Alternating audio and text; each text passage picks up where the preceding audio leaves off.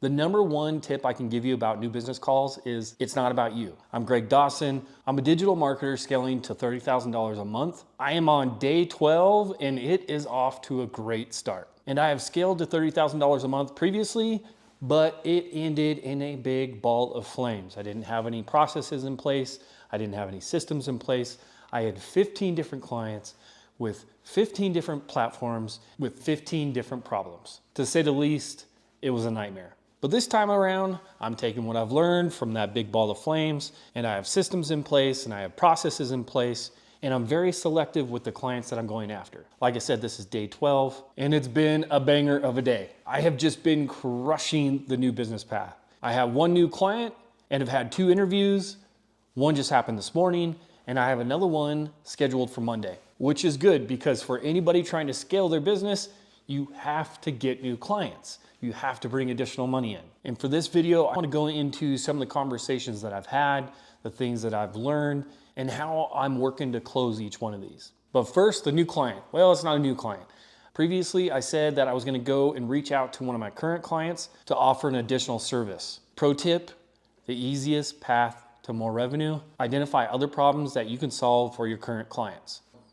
And my current client, who's paying me $2,500 a month to do all of his email marketing, a couple months ago, he mentioned how he was having issues with Facebook ads and he hasn't really had time to do them. And when he did, he kind of had some issues and he didn't see a lot of success. Now that I'm on this new business path, I just thought to myself, hey, I can solve that problem.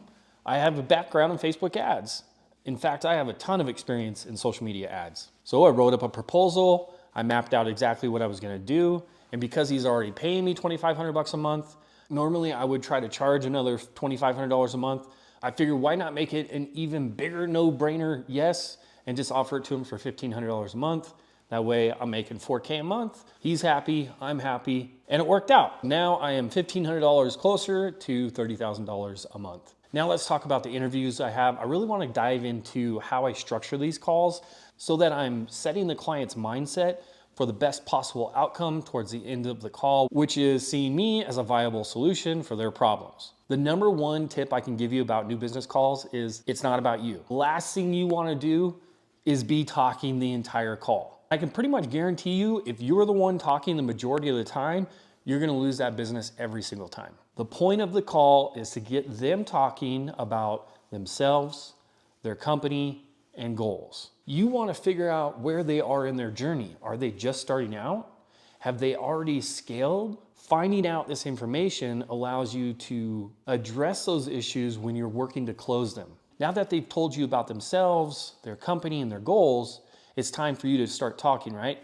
No, you're here to ask questions. The next thing you do, ask questions about the details. All the things that they provided in the first 5 to 10 minutes of the call, you're most likely going to hear from their mouth what the issue is. They may even come up with 3 or 4 things. Those are triggers to ask more questions about that thing. For instance, this morning when I was on a call with a beverage company who hasn't launched yet, they're launching in the next 5 to 8 weeks. Their number one issue was just setting things up in Klaviyo to just be ready for business. Right then and there, I knew I needed to address what exactly they needed right now just to get launched. A flow for abandoned cart, for browser abandonment, for reviews, for credit card expirations, for retargeting, just the things that they needed right away, and to pepper in a couple little reassurances of I know what I'm doing, and this is how I position your brand for that. The more questions you can ask allows you to get the most information about where they are in their journey, because ultimately you're just helping them along to become a paying client. And then after I'm going back and forth with them of asking those questions,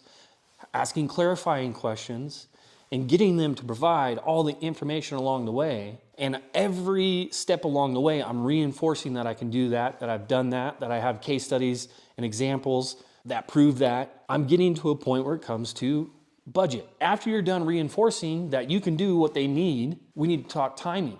When are they needing to do this? When do they want to start? When does it make sense to start working on the project? Once you get confirmation of, hey, this is something that we're going to do right away, or hey, it's not something we're going to be doing for another 6 months. And naturally after this point, it comes to budget. This isn't the time to get weird on the phone, to change your tone, to get nervous or anything like that. It's just a matter of fact. It's just part of doing business. Before I say the number, all I do is I restate what their goals are, how I can achieve them. Then I just say, this is how much it costs to do all those things. When are you ready to get started? Stop talking and wait for an answer. If they're good with the budget, they'll tell you a timeline. If they're not good with the budget, they'll give you a reason. That is the simple process. It doesn't have to be complicated. Number one, let them talk about themselves, which gives you the detailed information for number two, which is figuring out what their issues are and asking more questions about those issues.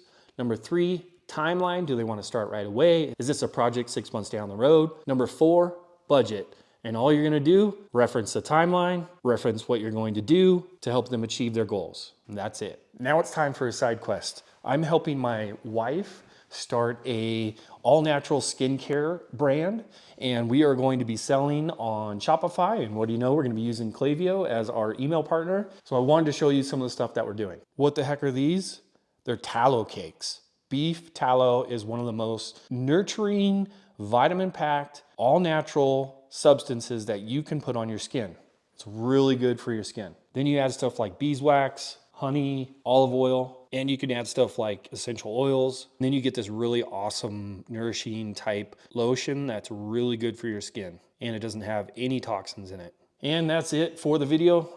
Thank you for sticking around. I really appreciate it. If you have any questions about digital marketing, how to get started, how to get clients, what the heck is social media marketing? Do you have to dance on TikTok? Any of those questions, drop them in the comments below. Of course, if you're stuck in a dead-end job, you don't really like it, maybe your boss is an arse, and you want to go out on your own, become your own boss, I would highly encourage you to keep watching these videos because I'm showing you the process that I go through to make over $10,000 each month and what I'm doing to scale to $30,000 a month. So if you want to be your own boss, go ahead and give me a like and a subscribe, and I'll see you in the next video.